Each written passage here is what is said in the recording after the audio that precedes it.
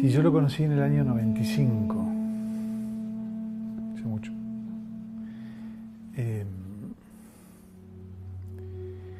Cuando lo conocí me impactó mucho. En realidad lo primero que me impactó fue su figura, porque estaba en un palacio dando un curso él. Yo estaba hablando con varios médicos que participábamos de ese seminario en Málaga y sentí un aire frío, como un viento, y vi una figura grandota, 1,90 m casi, con el saquito corto de los típicos de los hombres muy altos, y lo miré al amigo con el cual estaba, con el doctor Johannes, y me dijo: ese es Hammer, ¿no? Y bueno, el primer encuentro con él fue en esas clases que eran casi grotescas, porque eran centenares de personas con sillas de rueda, con bastones, que lo iban a ver como si fuera un sanador, ¿no? Y él los hacía pasar y estaba en un escenario, y entonces él con su lupa tomaba la tomografía y sin escuchar al paciente le decía todo lo que tenía. Y nosotros anotábamos y nos sorprendíamos y nos maravillábamos de esa situación. Era la época de oro, ¿no? Porque después vino la época oscura.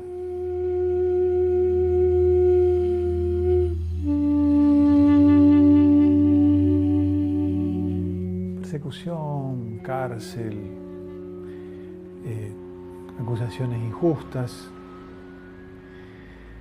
Pensemos que Hammer fue condenado a 2 años de prisión la primera vez en Alemania por una ley del nazismo, ¿no? Donde se lo acusaba de ser cómplice en el ejercicio ilegal de la medicina, porque como él escribía libros que leía gente que no era médica y después actuaba lo que decían esos libros, él era cómplice en el ejercicio ilegal de la medicina. Preso 2 años por eso.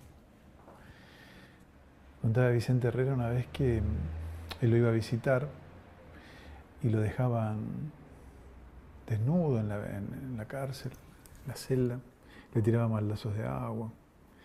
Es decir, bastante incomprensible la estupidez humana, ¿no? Como decía Einstein, hay 2 cosas infinitas, ¿no? El universo y la estupidez humana. Del universo no estoy totalmente seguro, decía Einstein, ¿no? Cuando terminó, fuimos a comer y eran 13 discípulos, era muy extraño todo, ¿no? Todo muy místico. Y Hammer estaba sentado debajo de un árbol comiendo una paella en el parque de ese palacio, ¿no? Y nos acercamos con Johannes, que Hammer en ese momento no hablaba una palabra en castellano, y se presentó, me hizo una reverencia, era un hombre muy, muy amable. Y dijo esa frase que a mí me impactó tanto, ¿no? Necesito médicos manos calientes para hacer medicina acto sagrado. Dijo, ¿no? Una cosa que siempre recuerdo. También recuerdo que me preguntó cómo estaba la nueva medicina en Argentina.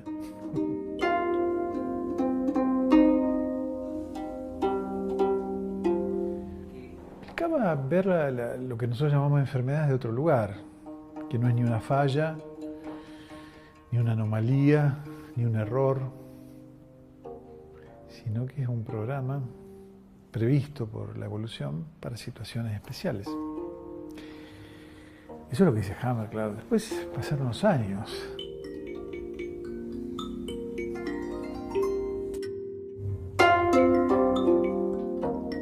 Yo empecé a percibir que había cosas que yo no estaba totalmente de acuerdo. No solo en el aspecto humano, porque Hammer empezó a decir cosas de las que yo no estaba de acuerdo, sino en el mismo aspecto teórico, ¿no? Es decir, es muy famosa la teoría de que no existen las metástasis, de que los tumores cerebrales son cicatrizaciones vanas. Yo la verdad que no veía eso en la clínica. Yo veía que sí, que las metástasis existían, que los tumores cerebrales mataban a un niño en semanas, que las leucemias no eran curaciones tan fáciles que lo único que había que hacer era dejar que el cuerpo se curara. Y empecé a distanciarme de muchas de las nociones que abordó Hammer. Y bueno, empecé allá por el 2000 más o menos a trabajar lo que después terminó siendo la medicina psicobiológica. Empecé a trabajar con la antropología, con la filosofía, con mi historia como psicoanalista. O sea que enojó mucho Hammer con esta.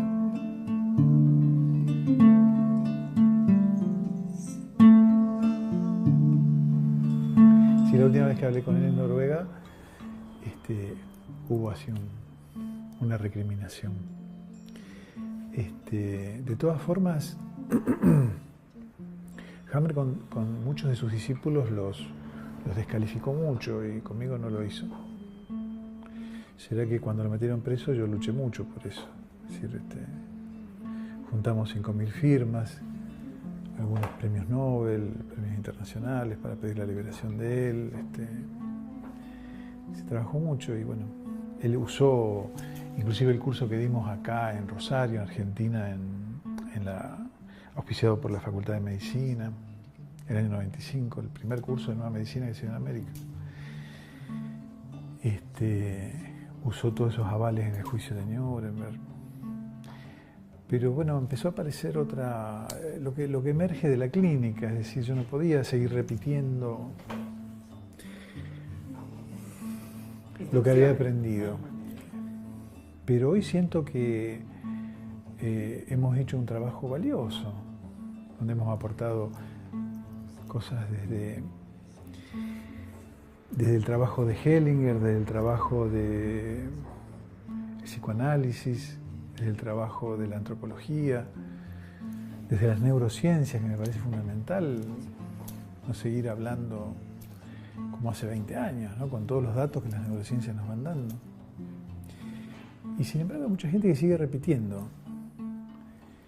Yo siempre cuento que en 1917 le dieron el premio Nobel a Max Planck, un físico amigo de Einstein. Y cuando lo recibe, entre sus obligaciones estaba dar una conferencia en relación al movimiento de los electrones, algo así, por el cual le habían dado el premio Nobel, en una ciudad de Europa todas las semanas. Entonces, él tenía un chofer que lo llevaba cada semana a una ciudad distinta de Europa a dar su conferencia sobre los movimientos de los electrones. Y después de 8 meses estaban en Múnich y el chofer, tomando una cerveza con él, ya eran amigos, le dice: mire, profesor Planck, yo hace 8 meses que vengo escuchando su conferencia, me la sé de memoria, ¿no quiere que esta noche la dé yo? Y entonces Planck parece que era un hombre de muy buen humor y le dijo: bueno, vamos a hacerlo, usted se viste de profesor, yo me he visto de chofer, me quedo en la primera fila y si pasa algo raro vemos. Efectivamente, a la noche en la Universidad Poblada de Físicos, el chofer vestido de profesor da la conferencia en forma brillante, por supuesto, lo aplauden de pie. Y rompiendo el protocolo, un físico levanta la mano y hace una pregunta de física. El chofer se levanta de la mesa, lo mira fijamente a este profesor y le dice con gesto adusto: me llama la atención que en una universidad tan seria como esta se me haga una pregunta tan simple que se le voy a dejar contestar a mi chofer. Y yo creo que el discurso del chofer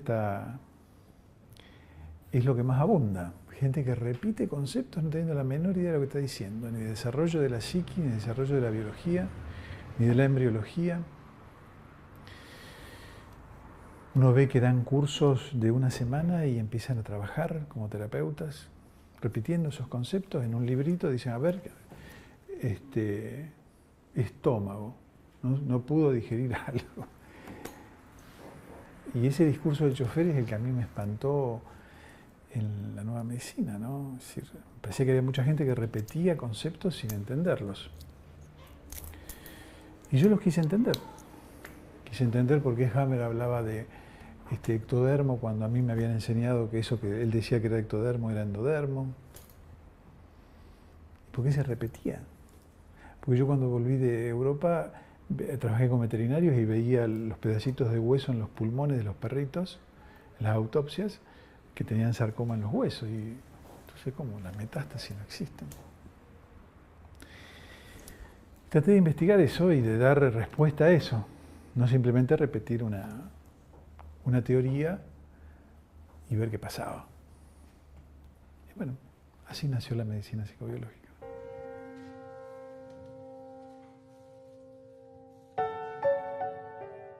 Enfermedad viene de infirmitas, que significa falta de firmeza. Y salud viene de salvus, significa salvo, ¿no? Sano, salvo, sano y salvo. Hoy si vos pedís una definición de enfermedad te dicen que es una alteración de la fisiología normal de una o varias partes del cuerpo con síntomas más o menos característicos. Esa es la definición oficial, ¿no? Hubo otras definiciones. En un momento se decía que era cuando no se tenía salud, era la enfermedad, ¿no? O el equilibrio entre el cuerpo, la mente, el espíritu, la sociedad. Bueno, pero la verdad que nunca se entendió. Entonces se quedó en esto. La alteración del estado fisiológico en una o varias partes del cuerpo con síntomas más o menos característicos.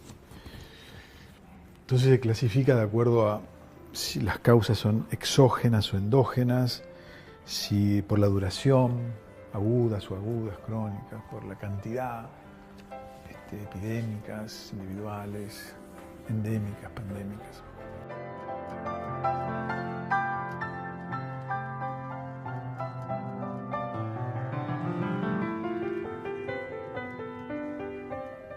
Lo que sí podemos decir que la enfermedad no le gusta a nadie, es decir, nadie quiere estar enfermo. Por más que nos expliquen que tener fiebre es bueno, nadie quiere tener fiebre.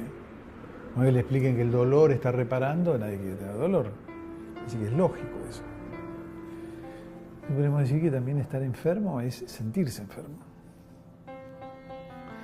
Hoy hay enfermedades que no son clínicas. Tener HIV es estar enfermo. HIV positivo es estar enfermo. Una pregunta, ¿no? Lo hace mucha gente, no me la hago yo solo. ¿Es lo mismo HIV que SIDA? No, indudablemente. Tener una alteración en los anticuerpos es estar enfermo. O tenés que tener artritis deformante o lupus. Es decir, hoy se han eliminado enfermedades y se han agrupado otras. Por ejemplo, el DSM-4, que es la clasificación de las enfermedades mentales, ha eliminado en la última clasificación la histeria por climas fríos. La clasificación, pensemos que es la base del positivismo, ¿no? Cuenta Ivan Illich, el filósofo ruso, que pocos años o pocos meses después de la Revolución Francesa, un comité de notables determinó que en una sociedad donde reinaba la libertad, la fraternidad y la igualdad no podía existir algo tan desigual como la enfermedad. Entonces ese comité de notables decidió abolir la enfermedad por decreto y por supuesto la profesión médica y los sanatorios. Cerraron inmediatamente. Es un hecho real, ¿eh? Parece una broma, pero no lo era. Entonces al cerrar los hospicios donde estaban todos los locos y los hospitales donde estaban leprosos, sifilíticos, ellos se fueron a la ciudad porque estaban en las afueras. Y la sociedad salió a reclamar que lo metieran adentro de nuevo. La consecuencia de eso fue el paso por la guillotina de toda la comisión de notables, claro está, y la reinstalación del poder médico. E Ivan Illich hace una acotación muy interesante. Antes de ese hecho existían 40 enfermedades. 2 años después, 200 enfermedades. Como el poder médico y la clasificación. Hoy uno se pone a pensar. Yo cuando era estudiante, yo hace 37 años que soy médico. Cuando era estudiante, el colesterol máximo era 250. ¿Por qué hoy es 200 o 180 como proponen algunas sociedades de cardiología? ¿Qué cambió? La osteoporosis era una cosa rara, ni siquiera puedo nombrarlo como una enfermedad, porque hoy se hace diagnóstico de osteoporosis a mansalva. Las crisis de pánico. ¿Ustedes se acuerdan de las crisis de pánico? Y todo el mundo tiene la crisis de pánico. Montones de enfermedades que antes no lo eran, hoy lo son.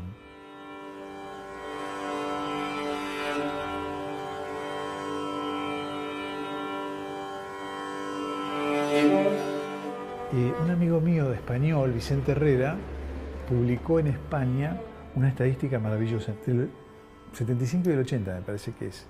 Está con cifras oficiales sacadas de los organismos oficiales. En esa época fue la reconversión industrial de España, claro, en donde se cerraron muchas fábricas. Bueno, los argentinos conocemos un poco de todo eso. Y quedaron muchos en la calle. Entonces tomó el consumo de cigarrillos por habitante y por año como una variable.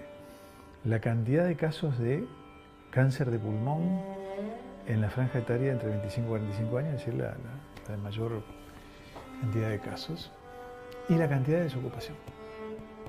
Y demostró que en esos 5 años, y con datos oficiales, el consumo de cigarrillos por habitante y por año no tuvo variación. Lo que tuvo variación fue la cantidad de casos de cáncer de pulmón. Se triplicaron. ¿Y qué se triplicó? La desocupación. Es decir, hubo una relación directa entre la desocupación laboral y el cáncer de pulmón.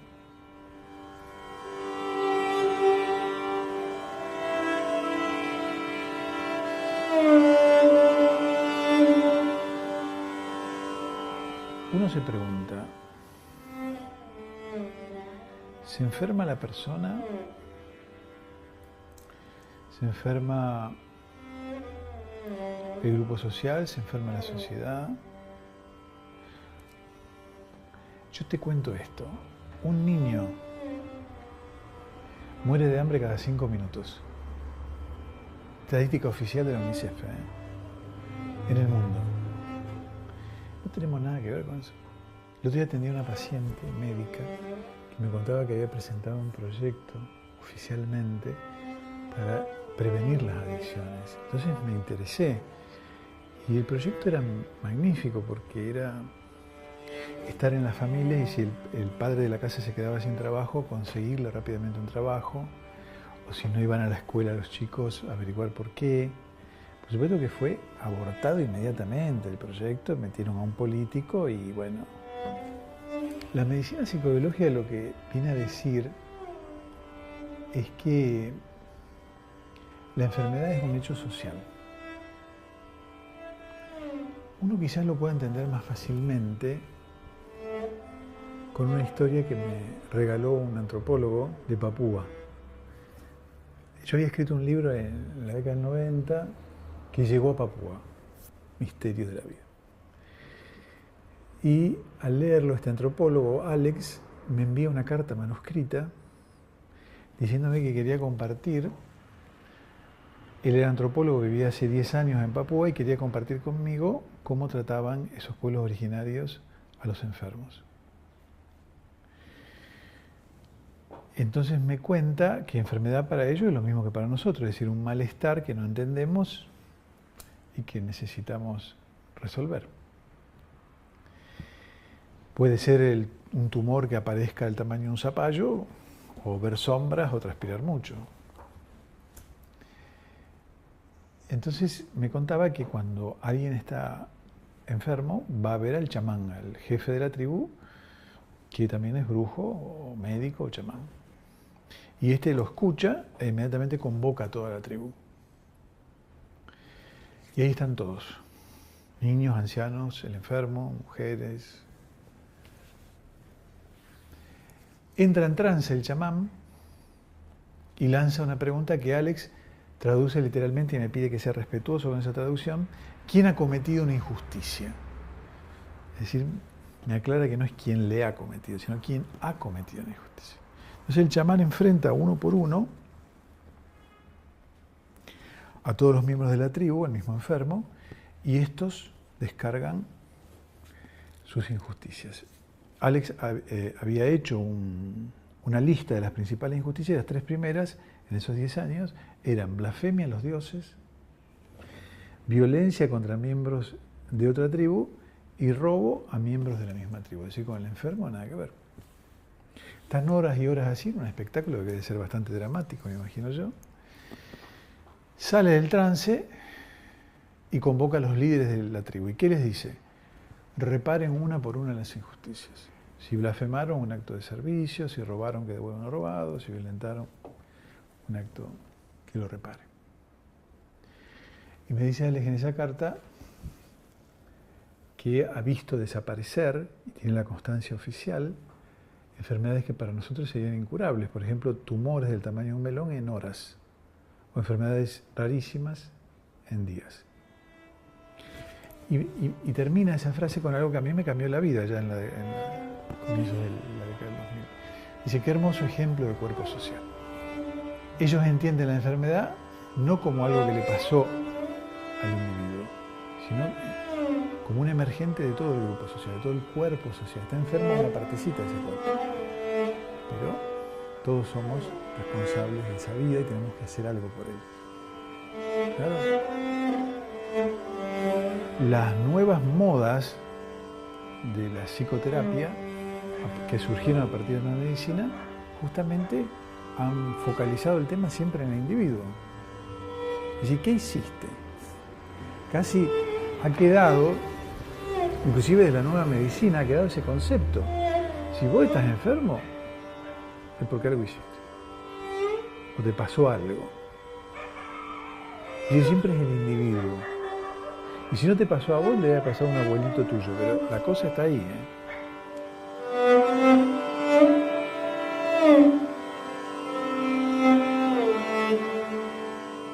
Se me ocurrió empezar a pensar en que había enfermedades en donde el cuerpo era exigido hasta tal extremo que podíamos llamarlas enfermedades de la explotación. Por ejemplo, si yo me como todos los días 1 kilo de dulce de leche, yo estoy exigiendo a mi estómago a producir una cantidad de ácido clorhídrico que es excesivo. Ni hablar de intestino, etcétera, etcétera. Yo me trago ese dulce de leche.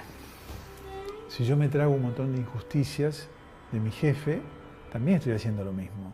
Lo estoy exigiendo al estómago a producir más enzimas para tragarse eso. Así que las enfermedades de la exigencia serían todas las itis, todas las inflamaciones. Llamativamente, son las enfermedades que más se curan.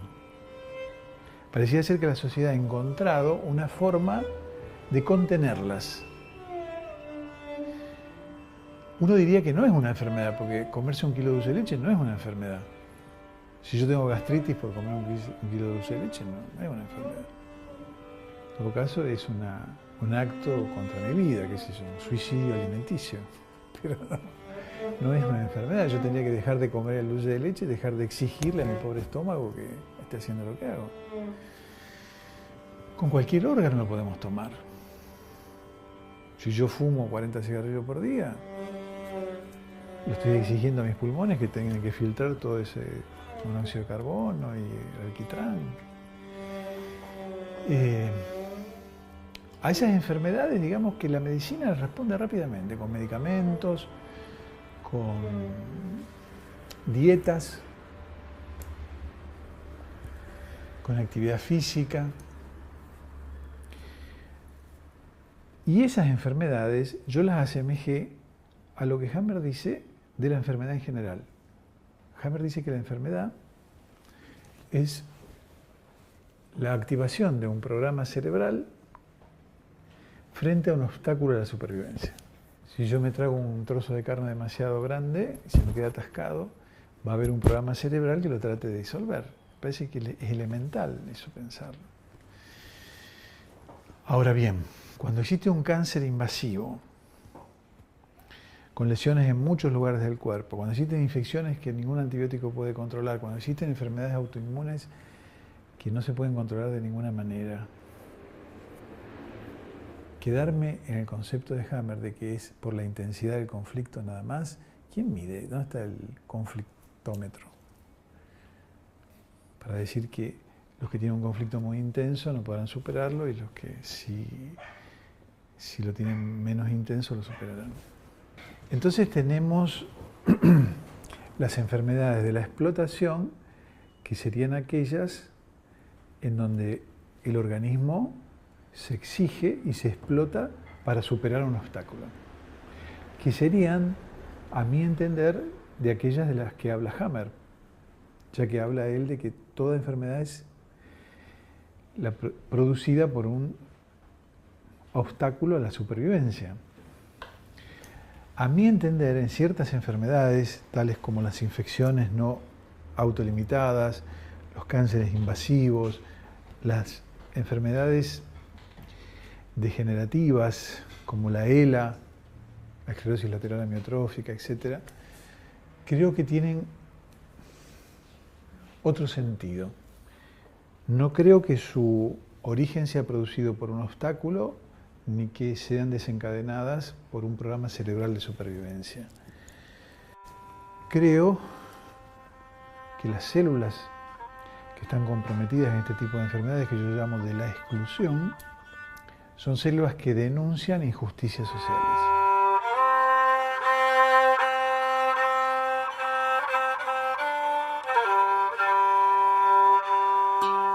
Son células que forman algo así como un pedazo, células que no inscriben lo simbólico, células que están en desacuerdo con la organización social imperante. Es la biología que se rebela contra la sociedad. Si analizamos así muy superficialmente la conducta de las células del cáncer, las 5 características de las células del cáncer son la impermeabilidad de la membrana, es decir, no dejan entrar ni salir nada. La pérdida de la inhibición por contacto, es decir, la célula cuando es tocada por otra célula normal, esa célula cancerosa tendría que inhibirse, y en este caso no lo hace. Pierden la inhibición por contacto, es decir, no se frenan más. El potencial ilimitado para dividirse, es decir, tienen un núcleo tan grande que pueden dividirse y dividirse permanentemente. Y la cuarta es la capacidad de ser eternamente joven, es decir, nunca llegan a madurar, son indiferenciadas. No se diferencian en una célula específica del estómago o de la mama, sino que quedan inmaduras, eternamente jóvenes. La quinta es la formación de vasos sanguíneos propios, lo que se llama la angiogénesis, que le dan alimentos que no comparten con el resto de las células. Hay muchas teorías que dicen que las células del cáncer se alimentan del ácido láctico y no del oxígeno. Entonces, si vemos esas características, estamos viendo características de células que se están revelando frente a la convivencia de las otras células. ¿Cuál es la característica de la vida en la Tierra? La cooperación. Si vos agarrás un tejido, lo cortás por la mitad y lo pones en un caldo de cultivo, en un extremo cada pedazo, al instante empiezan a acercarse hasta unirse y hacerse uno solo. Es decir, la cooperación es la base de la vida en la Tierra. La solidaridad no es la perversión ni la supervivencia del más apto, como nos han querido contar. Un antropólogo francés que se llama Montagu, que dice que la base de la vida en la Tierra es la cooperación, la armonía, el juego y el amor. Pensemos un instante, ¿no? Nosotros nos dicen todo lo contrario, que las células nos quieren destruir, para sobrevivir el más apto. Uno tiene que pensar cuando dice eso, ¿quién es el más apto?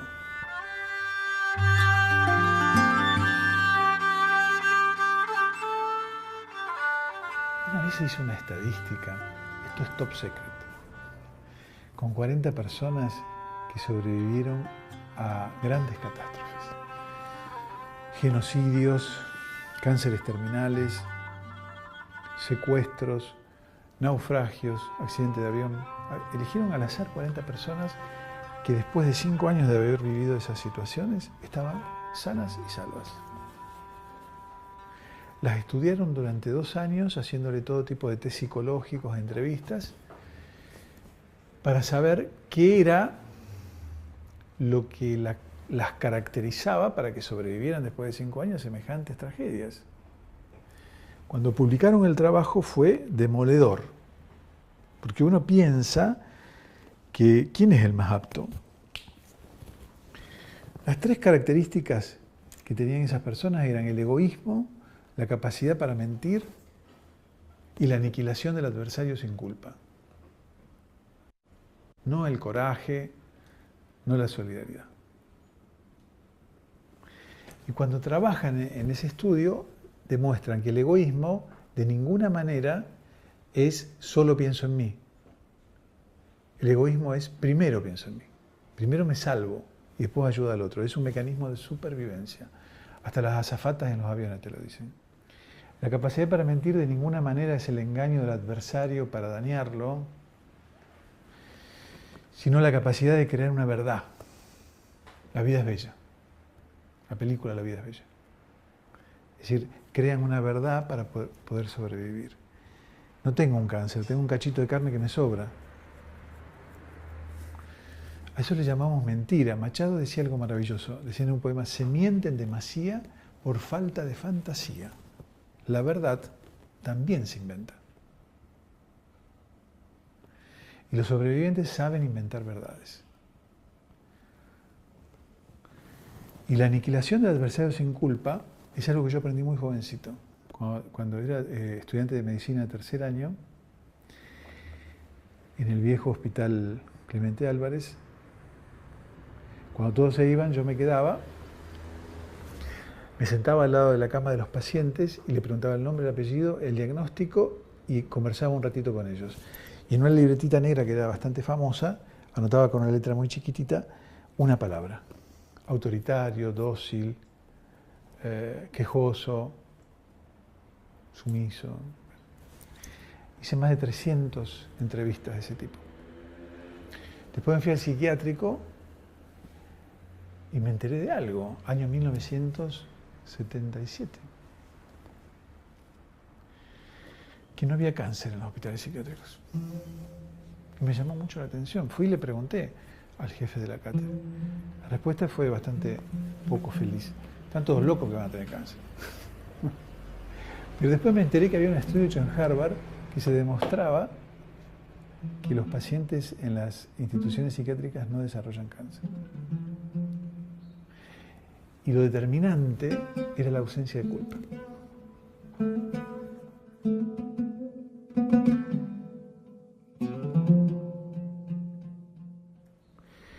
Entonces, si pasamos un hilo conductor, el egoísmo como virtud, yo sobrevivo y después te puedo ayudar.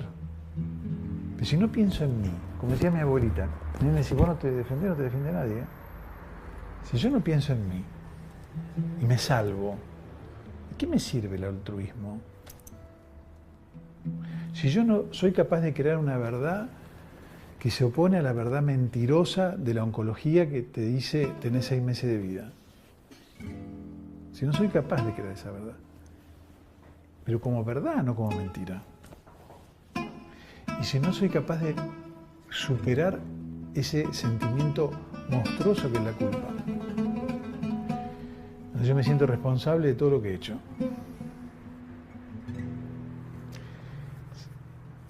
Bueno, eso es lo que yo trato de enseñarle a mis pacientes. Que sean egoístas, mentirosos y no culposos. Será por eso que tengo tantos. Pero he visto tanta gente morirse en 37 años de médico, niños hermosos, que uno se enamora apenas los ve, hombres de bien, personas sabias. Yo me acuerdo que una de las cosas que más me impactó es enterarme que Krishnamurti había muerto de cáncer de páncreas. ¿Cómo Krishnamurti se va a morir de cáncer? Muchos místicos, sabios, y se morían todos de cáncer. Siempre que pensemos que el cáncer es individual, es producto de la persona, no vamos a entender nunca nada. Tenemos que entender que los que se mueren de cáncer son los más sensibles, los que están tomando sobre sí el dolor de una humanidad que no da más. La organización social está basada en la explotación, en la exclusión. La exclusión se la ha tomado como un elemento de afuera adentro en lugar de arriba abajo. Entonces, adentro, abajo pero adentro. Se niegan las clases sociales, se niegan los poderes de sometimiento. Y es indudable que frente a eso empiezan a aparecer decidores de una verdad en donde el individuo es el culpable de todo. No se sabe adaptar. Aparte del asco que me produce todo esto, ¿no? Tenemos que trabajar para darnos cuenta de la trampa en la que estamos. Porque estamos perdiendo vidas maravillosas. Es decir, cuando yo te dije así al pasar que 5 niños se mueren de hambre en el mundo, si en estos pocos minutos, por minuto, 5 niños por minuto, eso es algo terrible. Por supuesto que van a decir, no es de hambre, es de las consecuencias del hambre, se mueren en realidad de infecciones, sí, se mueren de hambre. Entonces las enfermedades de la exclusión vienen a referirnos a esa respuesta de una biología basada en la cooperación, en el amor, en el juego, frente a una organización social basada en la competencia, en la exclusión, en la explotación. Entonces cuando se dice que la base de la vida es el amor, el juego, la armonía y la cooperación, no estamos diciendo poca cosa. Frente a eso la organización social, en donde somos objetos. Uno se pregunta, ¿la enfermedad existe o existe el enfermo? Para nuestra organización social existe la enfermedad. ¿Por qué? Porque es un objeto que se puede estudiar. El enfermo es un sujeto, no se puede estudiar.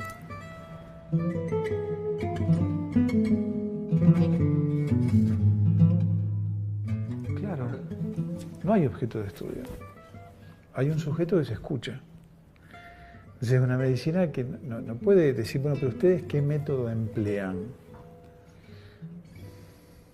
Hay una clínica que emerge de la teoría, indudablemente, pero no hay un método preestablecido. Porque estamos frente a un sujeto, no a un objeto.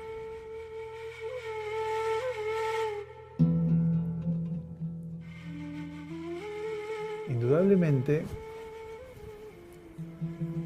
ese trabajo implica un trabajo interior, un trabajo individual de cada uno también, y social de cada uno. Es decir,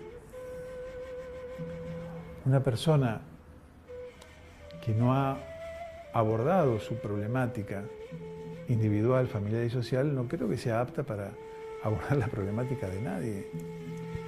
Creo que lo primero que tenemos que hacer es trabajar con nosotros mismos, saber para qué estamos, saber que nosotros también somos mercancías, que somos bienes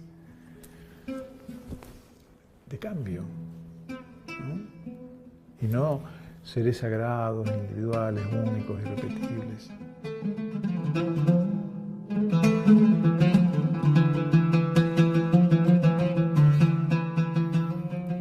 Siempre me acuerdo de una niña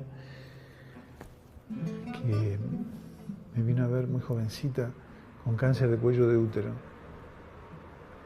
Ella me contaba con una candidez muy llamativa, porque ella ya había leído todos los libros de Hammer. A mí me vino a ver contándome, un poco más me leen la tomografía del cerebro cuando me viene a ver. Es decir, ya saben cuál es el conflicto, pero no lo saben resolver. Y hay que salir de esa trampa, porque no hay conflicto, la vida es conflicto permanente. Si no tenemos que solucionar ningún conflicto. Tenemos que cambiarlo en todo caso.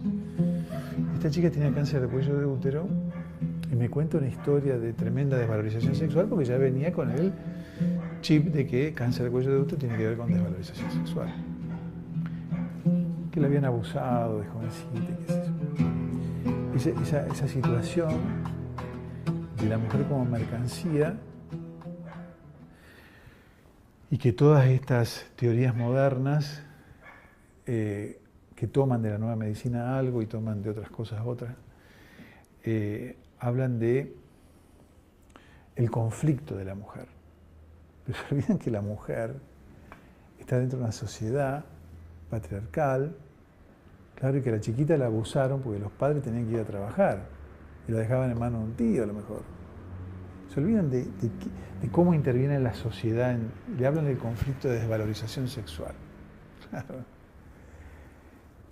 Y esta chica, yo la escuché con mucho respeto y le dije, mira, la vagina y el cuerpo del útero nacieron hace 200 millones de años. Y hace 100 millones de años, porque parece ser que los seres humanos se fueron complejizando y lo que entraba en la vagina ponía en peligro lo que estaba en el útero, nació el cuello del útero para que no golpeara el pene directamente al cuerpo del útero donde estaban los chicos.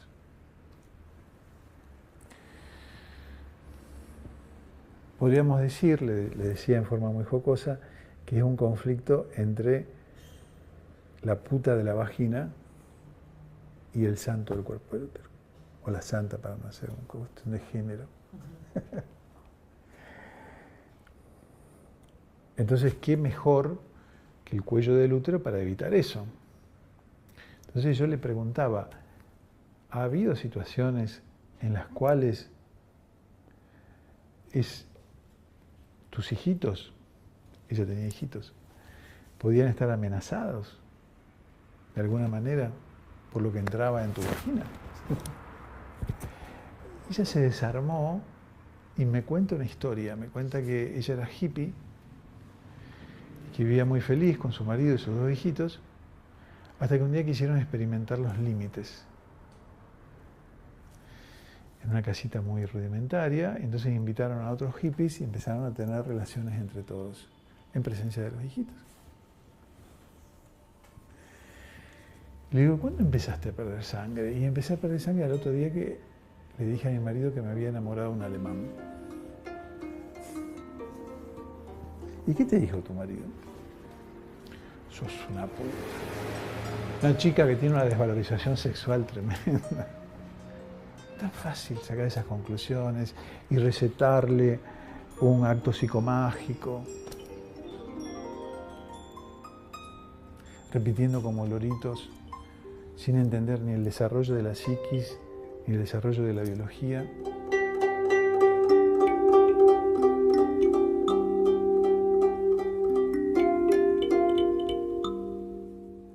Bueno, lo primero que uno hace es abrazar al paciente, ¿no? Abrazar y decir, estás en casa, estás cuidado, estás protegido. Fue con final feliz, ¿no? Porque ella decidió ir a vivir con su madre, con sus hijitos y comprarse me decía de forma muy infantil, me decía, comprarme un colchón queen. Y vivir de otra manera, ¿no? Dándose cuenta que no podía poner en peligro la vida de sus hijitos. Y que la biología hace eso cuando la organización humana pone en peligro esto. Entonces las enfermedades de la exclusión no son enfermedades, son desafíos para que nosotros cambiemos la sociedad. A mí siempre cuando me preguntan cómo la cambiamos, yo siempre digo lo mismo, con la revolución. La revolución es volver, ¿no?, a pensar lo que estamos haciendo con nuestras vidas. Es decir, mientras tanto, hacemos lo que podemos.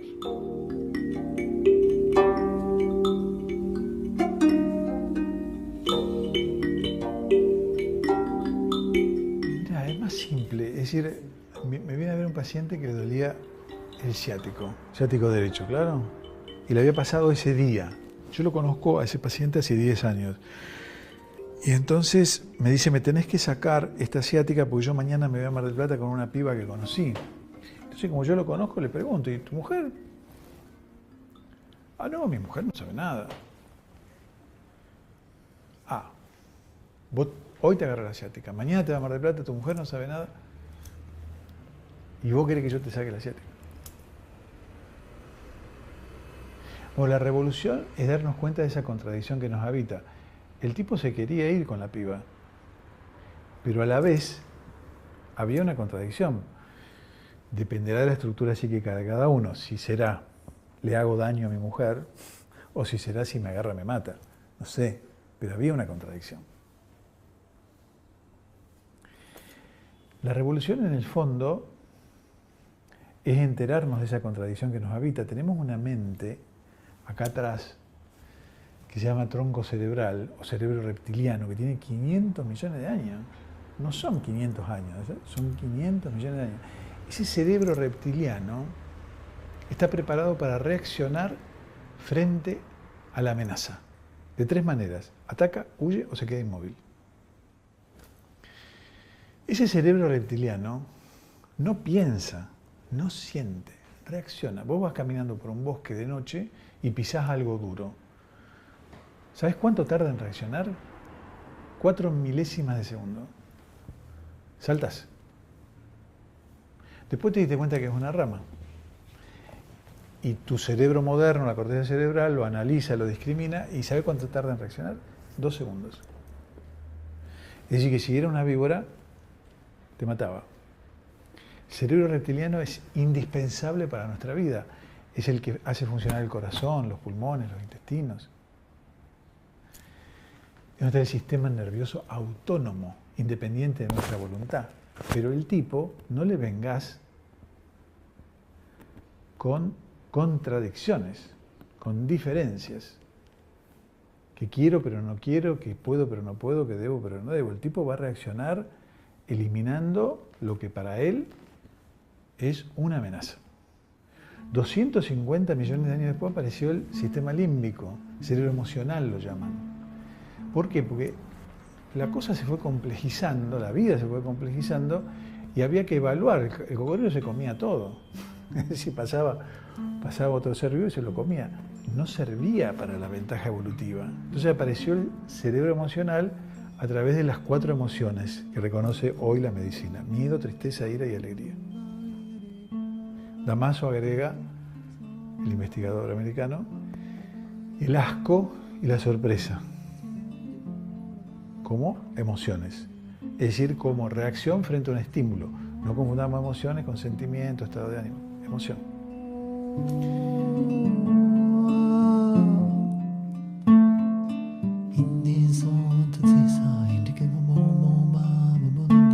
Yo lo llamo al cerebro reptiliano el cocodrilo y al sistema límbico la vaca. Y se llevaron bastante bien la vaca y el cocodrilo. Ninguno de los dos hablaba. Pero apareció hace 100 millones de años por una cuestión también evolutiva la corteza cerebral, las sensaciones, los recuerdos. Y dentro de esa corteza cerebral apareció una partecita única en estos seres que somos, que se llama neocórtex.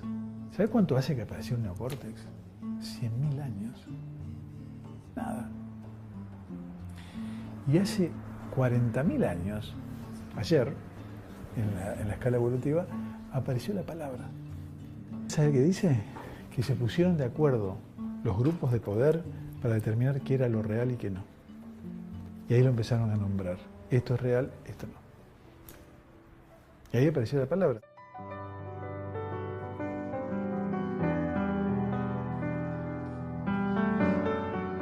Al neocórtex lo llamó Platón.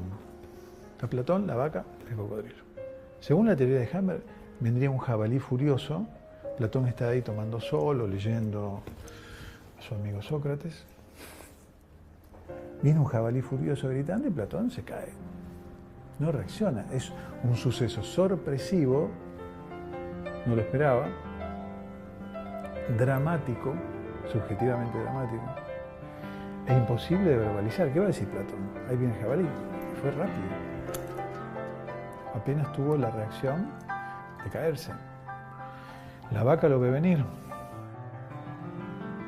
¿Qué emoción le parece? El miedo, la ira, muge.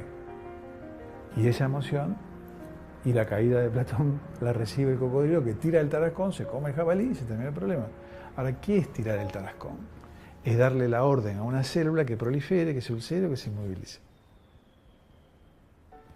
Y se termina el problema. Es decir, que la enfermedad, al fin de cuentas, es la solución.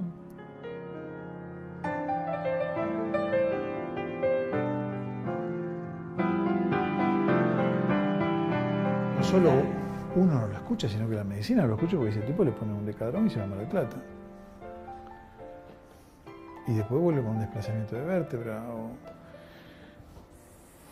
Pero no sabe qué bien que me hizo el legadrón. Porque el cocodrilo no quiere que vaya. El cocodrilo es el cerebro de 500 millones de años, no se juega con él.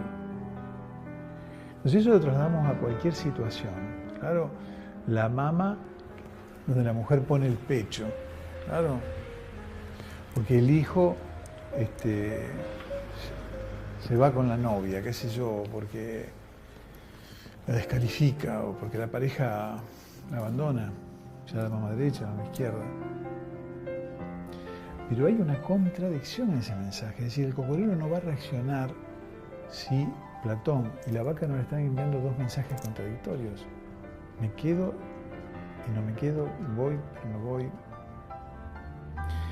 Lo que no acepta el cocodrilo es la contradicción, la diferencia.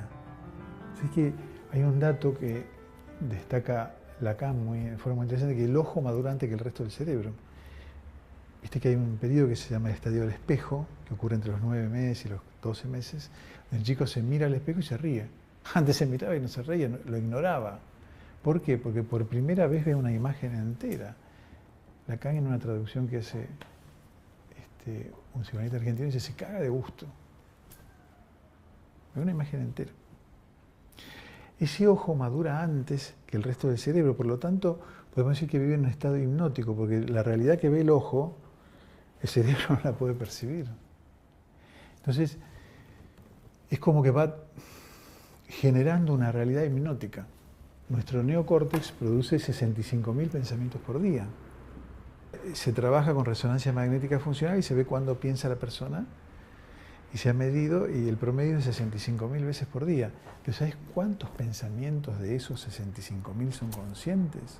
No llegan a 400. El resto, ¿sabes quién lo piensa? El cerebro. Dice, ¿cómo el cerebro va a pensar? Yo pienso. No, si vos te vas a dormir, el cerebro sigue pensando. Hay toda una discusión en las neurociencias de si los sueños son para consolidar la memoria episódica o no. Pero en realidad seguimos pensando y pensando y pensando. Eso se llama, en algunas escuelas de psicología lo llaman diálogo interno. Dicen las malas lenguas, no me hago responsable, que el diálogo interno se crea hace 30.000 años porque había muchos predadores, había escasez de comida, entonces la persona se distraía, venía el predador y se lo comía. Entonces el cerebro, como ventaja evolutiva, empezó a crear circuitos neuronales automáticos en los cuales le avisaba siempre de la amenaza. Y el diálogo interno es siempre amenazante. No lo hagas, te va a hacer mal. Esto es terrible.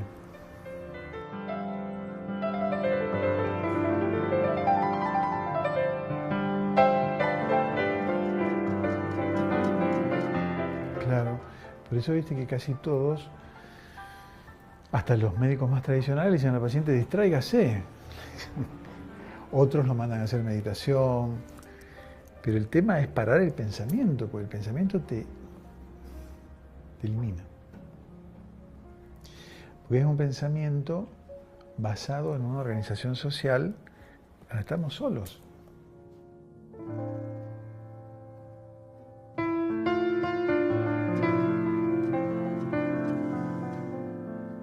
Es decir, ¿hay alguien más solo que aquel que le han dicho que tiene una enfermedad supuestamente grave?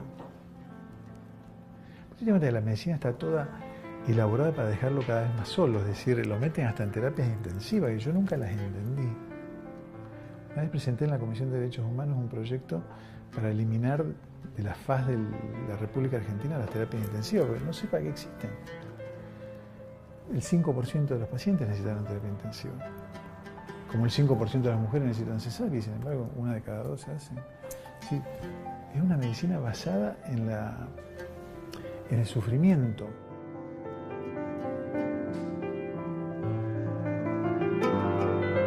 Yo era médico rural y me acuerdo que en una época yo toco la guitarra y había un geriátrico en el hospital rural. Entonces Yo a la noche, cuando se dormían todos los pacientes, me iba al geriátrico, rescataba a los viejos y nos íbamos a cantar y a tocar. Y empezó a crecer eso.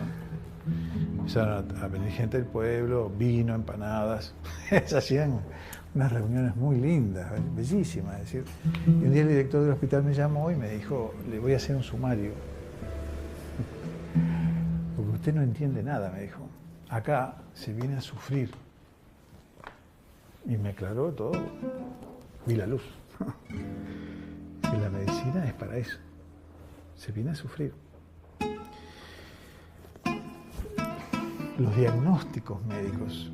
Yo cuando era estudiante de medicina y primeros años médico, a ningún paciente se le ocurriría leer una biopsia o un examen. Hoy lo llaman al médico y le informan al médico del resultado.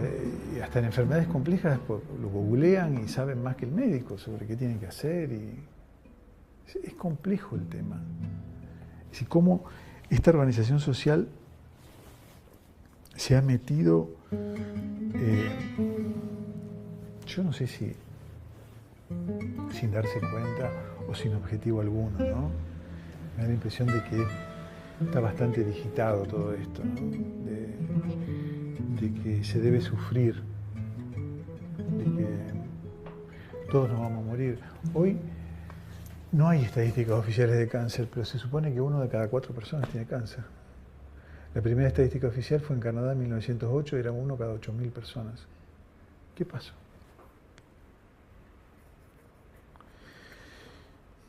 Y uno dice, no, porque hay tomografías, resonancia, antes no se diagnosticaba, ahora se diagnostica. No, pero se mueren más. Es decir, no era la principal causa de muerte, ahora es la principal causa de muerte. ¿Por qué? No es que te detectan el cáncer y te salvan la vida, no. Te morís.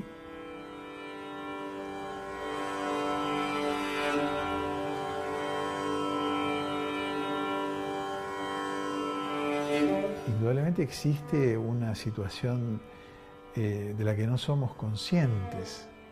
Es decir, el obrero paga la obra social y exige que le hagan la tomografía computada, o que le hagan los rayos. Están matando con eso, están introduciendo rayos en su vida y él lo exige porque está pagando la obra social. Es como que estamos metidos en una situación que no entendemos muy bien. El corrimiento que se ha producido es la necesidad.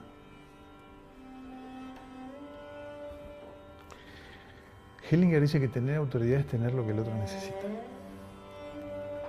Concepto bastante claro, ¿no? Yo, si no tengo lo que vos necesitas, no tengo autoridad. Podrás tener respeto por mí, pero yo no tengo autoridad. ¿Y por qué tengo autoridad? Porque vos me diste el poder. Es decir, el poder es previo a la autoridad. El poder es la opinión que el otro tiene sobre mi capacidad. Vos me lo das. No es algo que yo tengo, sino que vos me lo das. Entonces, al darme el poder, yo tengo autoridad. Lo que se ha corrido es la necesidad. Hoy parece ser que todo el mundo necesita médicos. Nadie necesita sacerdotes. Creo que tiene que ver con eso, con que hoy todos necesitamos médicos porque todos tenemos que estar sanos. ¿Pero por qué todos tenemos que estar sanos? Todos tenemos que estar delgados, por ejemplo. Todos tenemos que comer verduritas y semillas. Yo tenía un tío que tenía 97 años y un día le pregunté, ¿cómo es posible que vos teniendo 97 años, hayas llegado a tener 97 años en perfecto estado de salud y hayas hecho todo lo que la medicina dijo o dice que hace daño? Fumás unos toscanos grandotes así, comés tocino todas las mañanas, no caminás 1 metro. Y me dijo, ¿sabés qué pasa? Que cuando yo lo hacía, la medicina todavía no había descubierto que hacía mal.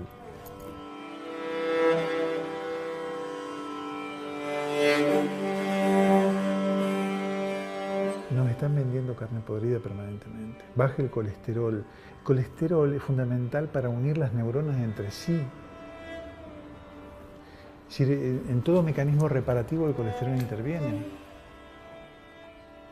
La gente se vuelve loca por la presión arterial. Hay gente que vive normalmente toda su vida con una presión de 15/9. Se la quieren bajar y bajar, le dan beta bloqueantes, le dan... Entonces es un conocimiento que nos está trasladando a una forma de vida que no es la que nosotros hubiésemos optado. Es decir, nosotros somos 3 hermanos y cuando salíamos de la escuela primaria mi madre nos esperaba con té con leche, con pan y con manteca. Y eran unos panes así, lo que se llaman felipes. Y la manteca era así, más o menos. Y éramos todos flaquitos así, jugábamos al fútbol todo el día, sanos. Hoy todos los pibes son gordos y comen flancitos y helai.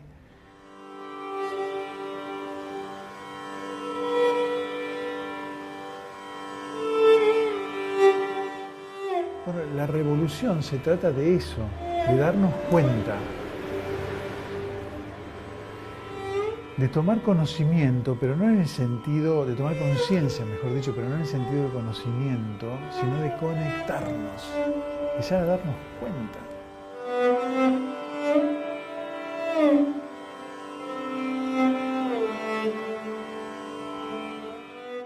Sí, esas 5 características hablan de cada una de las características del individuo. La membrana impermeable, un sujeto que ha quedado aislado del resto, no hay vínculo. Estamos siendo manejados por nuestro cerebro reptiliano que no conoce nada de vínculos. Platón aparece en escena, el neocórtex, pero no para resolver el problema entre la vaca y el cocodrilo, entre las emociones y la reacción de supervivencia, sino para crear un nuevo tipo de realidad, una nueva percepción de la realidad que es el vínculo.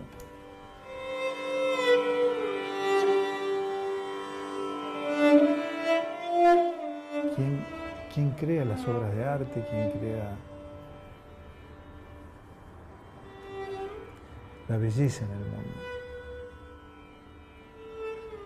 Todo respeto por nuestros seres, por nuestros colegas en la tierra, claro, los perros, los gorilas, los peces, pero hemos creado cosas maravillosas, ¿no? Y creo que podemos seguir creándolas. Einstein decía que todo lo que puede pensar el ser humano es posible. Si se lo puede pensar es porque es posible. Si no, no lo pensaría.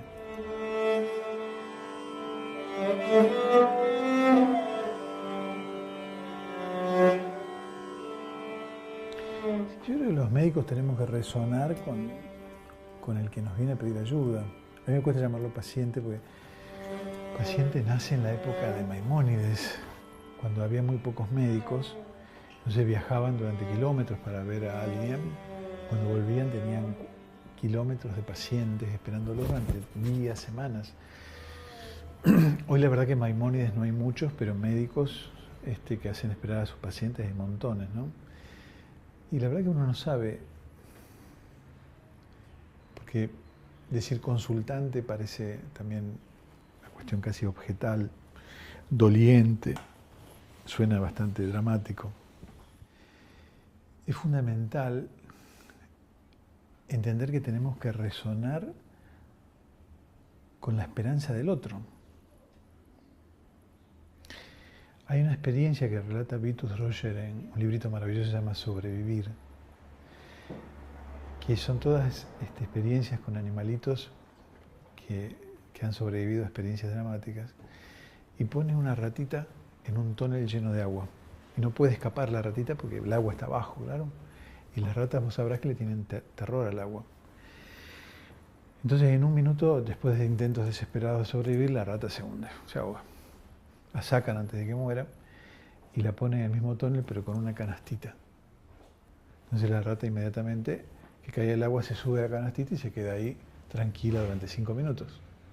La sacan de la canastita, la tiran al agua de nuevo y le sacan la canastita. Y la rata nada 40 horas sin parar. Es decir, la misma rata que se hundió en un minuto, ahora esperando la canastita que le salvara la vida, nada 40 horas sin parar. Fíjate el valor de la esperanza. A mí cuando me hablan de falsas esperanzas, no crees falsas esperanzas, no decir, o hay esperanza o hay falta de esperanza, no hay falsa esperanza. ¿Quiénes somos nosotros para decir usted tiene 1 mes de vida, 6 meses de vida? Es ridículo eso, basado en estadísticas. Entonces es fundamental que resonemos con lo que necesita esa persona. Para eso hay que escucharla, que saber qué es lo que le pasa, cuál es su sufrimiento fundamental y cómo la podemos ayudar realmente. Yo sueño con una sociedad que se ocupe de ayudar realmente a las personas que están enfermas. No que les den vacunas o antibióticos, sino que los ayuden realmente. Es decir, que averigüen si tienen para comer, si tienen para vestir a sus hijos, si se pueden dar algún gusto de vez en cuando. Es muy injusto todo, ¿no? Es decir, en un país que ronda casi el 40% de pobreza, ¿no? Es muy injusto. Creo que no podemos nunca dejar de hablar de eso cuando hablamos de ese concepto tan vano que es la enfermedad.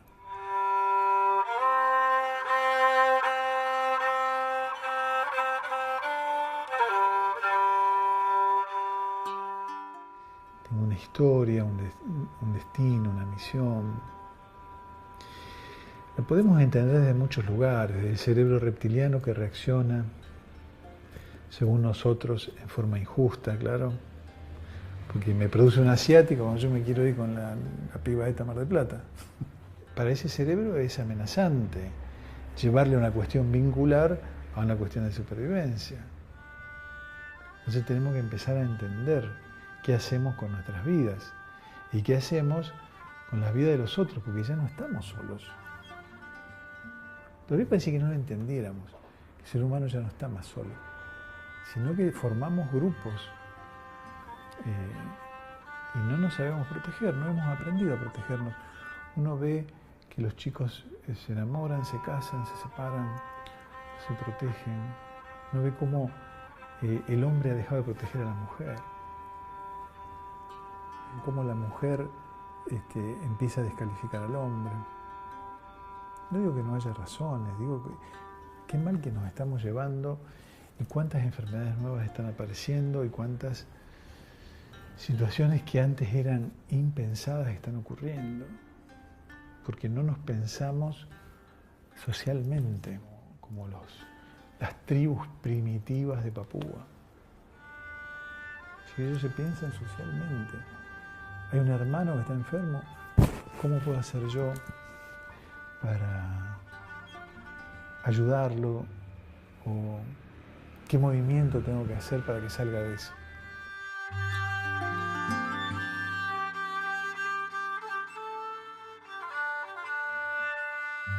Yo viví una experiencia muy dramática en el año 82, porque me tocó hacer el servicio militar. Yo me recibo en el año 80 y los papeles no llegan, porque me recibo el 26 de diciembre, y no la puedo hacer en el 81, antes de que existiera la prórroga. Y la hago en el 82, cuando se declara la Guerra de las Malvinas. Entonces, el tema ese, yo lo entendí muy de cerca, es decir, no sé si ustedes son todas muy jóvenes, pero se desató una especie de furia de solidaridad, pero que se terminó en semanas. Si todo el mundo se olvidó, hoy hay más chicos que han vivido la Guerra de las Malvinas, que han muerto por suicidio, que han muerto en la guerra. Hay más, creo que hay 1000 contra 600. Es decir, esa solidaridad de la que se habla, para mí es inexistente, es vacía. Es decir, tenemos que replantearnos realmente qué estamos haciendo como colectivos sociales, ¿no?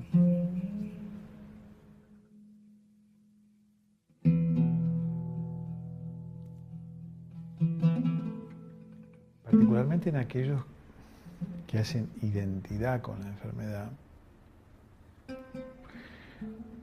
tenemos que pensar que la enfermedad no es un objeto. En realidad están haciendo identidad con lo que se les está presentando como la solución a un problema que no saben solucionar.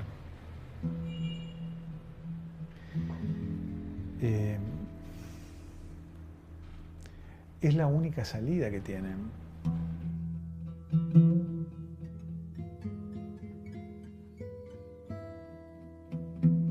Sí, Sí, nosotros tenemos un abordaje terapéutico. Aquí la primera parte es tomar conciencia de lo que le está pasando,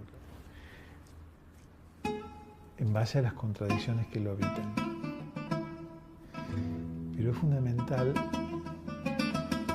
trabajar con preguntas, es decir, ¿qué beneficios estás teniendo con la enfermedad? ¿Qué beneficios otro está teniendo con tu enfermedad? ¿Y de qué manera se pueden obtener esos mismos beneficios sin enfermarte? Trabajamos con 3 elementos, lo que llamamos los ahora importantes, porque Hammer dice que la enfermedad es producida por un DHS, es decir, un suceso sorpresivo, dramático e imposible de verbalizar. Entonces, nosotros proponemos los AI, los ahora importantes, que son sucesos altamente esperados, no sorpresivos, altamente alegres, no dramáticos, y altamente verbalizables, contar y contar y contar.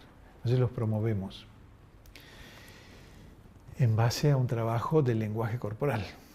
Es decir, si tenés la mama enferma, bueno, vamos a hablar con tu mama, o si tenés el estómago enfermo, vamos a hablar con tu estómago, y bueno, buscando situaciones muy jocosas y que se disfrute todo eso, pero a veces se viven situaciones muy dramáticas, ¿no? Porque la mama enferma, que suele estar representada por mí, por ejemplo, le puede llegar a decir cosas muy dramáticas al otro, pero siempre con la idea de ayudarlo. Esos ahora importantes los tratamos de buscar de muchas maneras, ¿no? Para que la persona se dé cuenta que esa foto que se sacó, esa cristalización que está viviendo y que llama enfermedad, tiene que correr, tiene que convertirse en otra cosa. Y no sabemos en qué. Lo dramático de todo esto es que no sabemos en qué. Es decir, no le vamos a decir, mirá, se va a formar un absceso, va a drenar. No sabemos. El tema es que si no lo hacemos, sí sabemos qué va a pasar. La enfermedad va a continuar y va a continuar porque se cristalizó, se solidificó, se quedó entera ahí. Entonces trabajamos luego con la escena fundante que se llama, es decir, que lo llevamos a los primeros años de vida a través de estados de relajación o de hipnosis y que trabajamos con los mandatos familiares buscando la escena, la primera escena donde apareció esa orden, ser el segundo y nunca el primero, ser el garante del bienestar del otro, ser el que no se sabe defender o el que tiene deudas que pagar, o ser el que nunca va a poder ser lo que el otro quiere que sea. Es decir, buscamos esos momentos fundantes a través de ejercicios de activación multisensorial, es decir, trabajamos con los ojos, con los olores, etc., tratando de descondicionar esa cristalización en la que está la persona. Y después trabajamos, si es necesario, sobre los mandatos generacionales con técnicas de hipnosis ericksoniana y con palabras.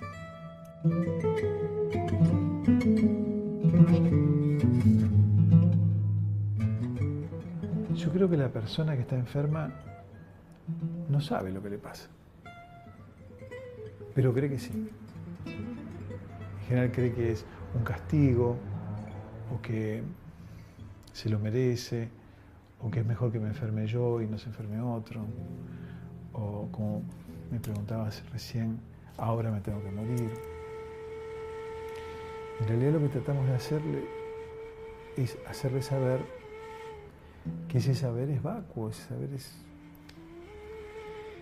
no tiene por qué ser así, que puede ser reemplazado por otro, y que tiene todas las posibilidades de seguir adelante.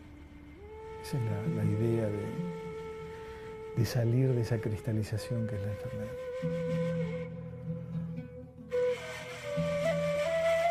Pebetes.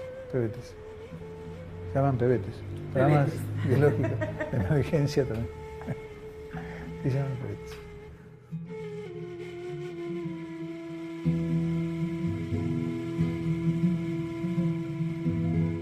Eso se me ocurrió viendo un documental de un sudafricano cuyo nombre no recuerdo ahora, y el tipo filmaba en la selva a una leona a punto de parir. Entonces el tipo decía, ha activado el programa de reproducción. Sus músculos, su sangre va hacia adentro, sus músculos se quedan sin sangre, la oxitocina empieza a intervenir, el corazón, bueno, programa de reproducción. El cuello se va a dilatar y lo va filmando. Y el investigador había programado un ruido en ese momento en la selva y emite ese ruido. Y la leona para el parto. Y ahora van a ver que el programa de defensa inhibe el programa de reproducción. Y efectivamente la leona para el parto, se levanta y empieza a buscar al posible predador que le pueda comer a las crías. Como era un ruido, ahora van a ver que vuelve a activarse el programa de reproducción y efectivamente la leona, después de un tiempo de buscar al predador y no encontrarlo, se acuesta y pare. Y yo me acordé que siendo estudiante de medicina había visto algo similar con una chica que estaba en trabajo de parto y nosotros entramos como 7 estudiantes de medicina a los gritos en la sala de parto porque queríamos ver un parto y la chica detuvo el trabajo de parto. Era de la comunidad, en ese momento llamábamos Toba, y lo detuvo. Estuvimos 20 minutos así nosotros y nada. Hasta que entra una enfermera con muchos años de historia y dice, ala, se van todos. Y el último que salió, se escuchó el bebé nacer. Es decir, que efectivamente, eso lo dice Hammer, el cerebro no puede activar 2 programas cerebrales a la vez porque entra en constelación. ¿Qué es la constelación? Un síntoma mental. Entonces me ocurrió que una posibilidad terapéutica podía ser activarle otro programa, como te decía antes, un clavo saca otro clavo, ¿no? Es decir, que si tiene un programa de defensa, como puede ser el de la mama o el de la dermis, activarle un programa de reproducción o de comunicación, con estrategias, por supuesto, que no puedo contar porque son sorpresivas, es decir, tienen que serlo. Pero, porque si no, no se lo activás. Claro. Pero se lo vi hacer a Hammer muchas veces eso. Es decir, estaba atendiendo a un paciente y le decía, usted es incurable. El paciente lo miraba y decía, ¿cómo? No entendí. Que lo que usted tiene es incurable. Usted no se va a curar nunca más. Y el paciente decía, pero doctor, ¿cómo me dice eso? Usted no se cura nunca más. El paciente entraba en crisis y todo el auditorio entraba en crisis, armaban unos revuelos tremendos. Y le gritaban a Hammer y le decían, no puede decir eso. Y Hammer decía, no se cura nunca más. Después me enteré que era una estrategia para sacarla de la situación a través de un nuevo conflicto. Claro, lo hacía Hammer, yo jamás lo haría, pero es una de las posibilidades que hemos trabajado como tantas otras estrategias terapéuticas. Lo que sucede es que es importante que las estrategias sean basadas en la teoría y en la clínica y no en las ocurrencias personales. No son actos psicomágicos. Leemos la tomografía del cerebro, vemos qué conflictos están activos y cómo podemos inactivarlos. Es decir, es una estrategia terapéutica.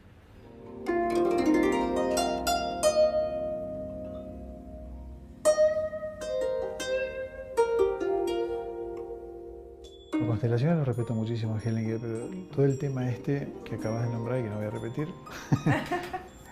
es un tema que se basa exclusivamente en la psiquis, que ignora el cerebro reptiliano, que ignora la vaca, que ignora la sociedad. Es psicosomática, moderna pero psicosomática. Estamos en lo mismo. Si Freud hubiese sido capaz de curar un cáncer, ¿por qué no lo curó?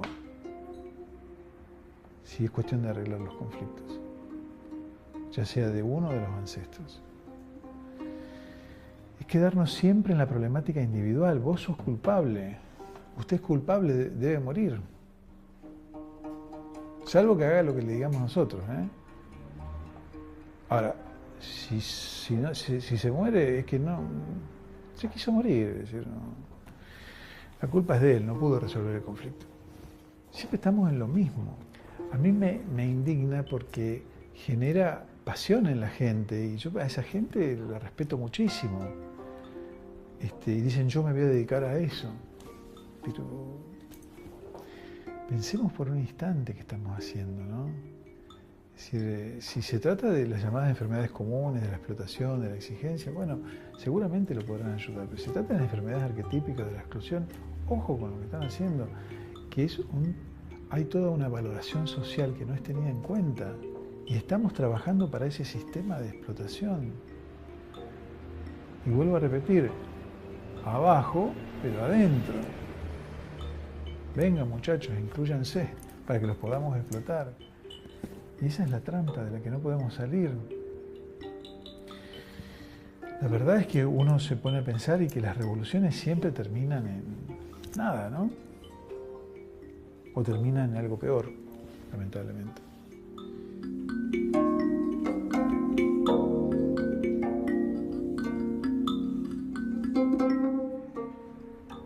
Un conocido filósofo dice que la necesidad biológica es lo más variable que existe. Y sin embargo se la considera invariable. El hambre, dice Marx, que se satisface con utensilios y plato, no es el mismo hambre que se satisface con garras, dientes y desesperado. No es lo mismo. Entonces, tenemos que empezar a entender que si no consideramos lo social en lo biológico, no entendemos nada. Y que las enfermedades son históricas. Vuelvo a repetir, hoy hay mucho más cáncer de lo que había antes.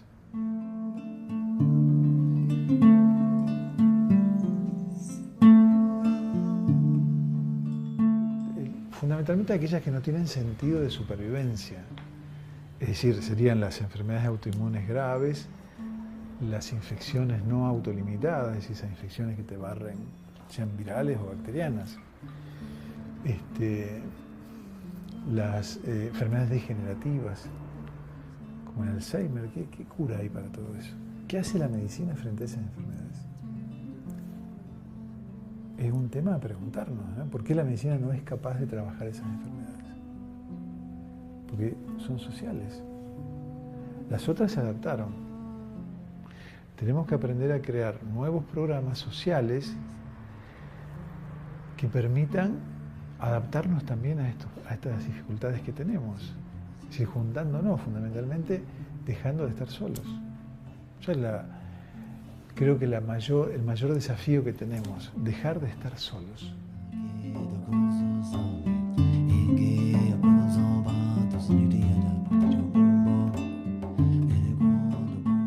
Yo en los últimos tiempos he recibido mensajes de mucha gente, llamativamente, que me dicen, pero mira, te traigo este libro porque dice algo muy parecido a lo que escribiste vos, y un audio muy parecido a lo que decís vos. Claro, pero no es que nos estemos copiando, es que estamos todos conectándonos de alguna manera. Entender esa conexión me parece que es la verdadera revolución.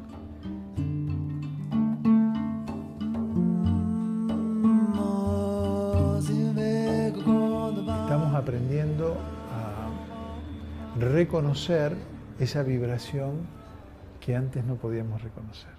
Todos estos beneficios de Internet, de las comunicaciones tan rápidas, me parece que tienen que traer algo bueno también, no todo es malo. Tenemos que aprender a usarlos para el bien de la humanidad y no para el bien individual, ¿no?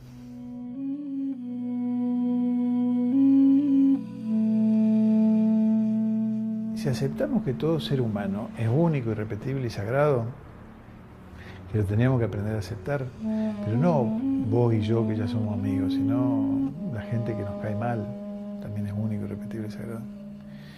Tenemos que aprender a aceptar que piensan distinto, que no tienen por qué pensar como nosotros creemos que deberían pensar para sanarse.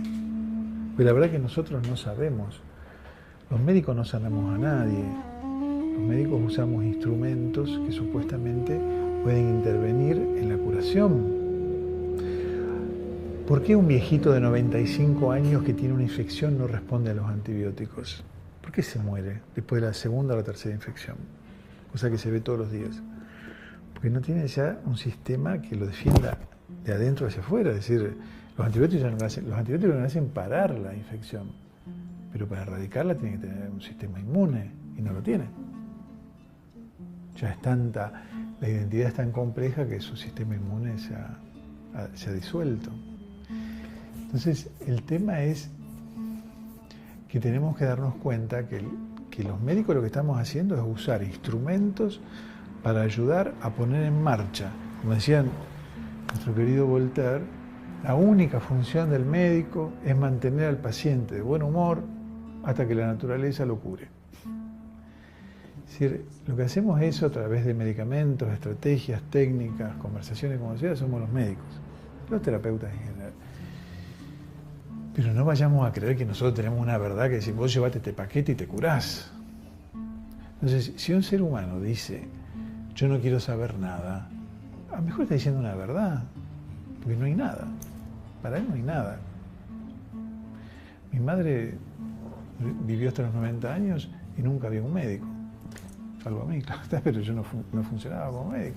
Nunca se hizo una ecografía, nunca se hizo una radiografía. Siempre recuerdo que yo era estudiante de medicina y le pido, yo me creía médico, imagínate vos, ¿no? En esas épocas. Y mi padre era bronquial crónico. Entonces le pedí una radiografía, porque decía, no puede ser que esto sea así. Y me trae la radiografía y tenía una papa así en el pulmón. Y yo la miré y dije, yo no le digo nada.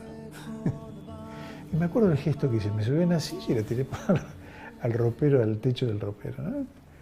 Vivió 20 años más y nunca más hice una radiografía. No estoy diciendo que no haya que hacer nada, estoy diciendo que cada ser humano es un mundo. A mí me parece que cada ser humano no tiene por qué todos comer verduras, todos ser macrobióticos, todos no tomar vino. Así que en la individualidad está la posibilidad de juntarnos.